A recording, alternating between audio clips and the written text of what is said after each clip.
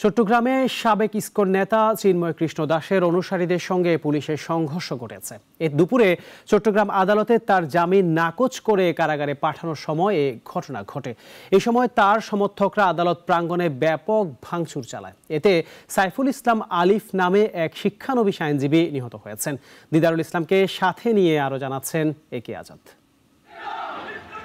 গতকাল বিকেলে ঢাকা থেকে চট্টগ্রামে যাওয়ার সময় শাহজালাল বিমানবন্দর থেকে গ্রেপ্তার হন বাংলাদেশ সম্মিলিত সনাতনী জাগরণ জোটের মুখপাত্র ও চট্টগ্রামের হাটহাজারীর পুণ্ডরিক দামের অধ্যক্ষ চিন্ময় কৃষ্ণ দাস ব্রহ্মচারীকে।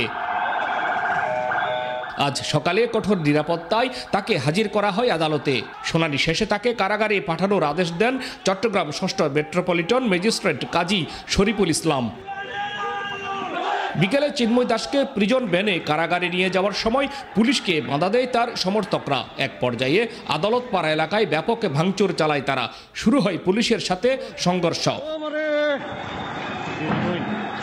ন্যাক্কারজনক এমন হামলায় ক্ষুব্ধ আইনজীবী এবং আদালতে যাওয়া সাধারণ মানুষ নিন্দা জানানোর পাশাপাশি হামলাকারীদের দ্রুত গ্রেপ্তারের দাবি তাদের। যারা ওনার সমর্থিত যারা ছিল তারা ওনাকে যখন জেলখানায় নিয়ে যাওয়া হচ্ছিল তারা খুবই উচ্ছৃঙ্খলভাবে আমাদের লয়ারদের যে চেম্বার আছে, লয়ারদের মোটরসাইকেল, গাড়ি, সর্বোপরি আমাদের যে ধর্মীয় অনুভূতির জায়গা মসজিদে পর্যন্ত তারা আক্রমণ করেছে।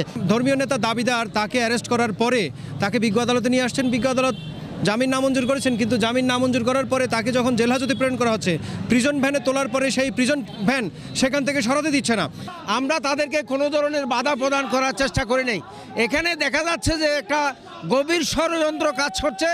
তারা এখানে যে চিন্ময় নামের যে আসামি তার পক্ষে তারা উগ্র আচরণ করেছে আদালতকে।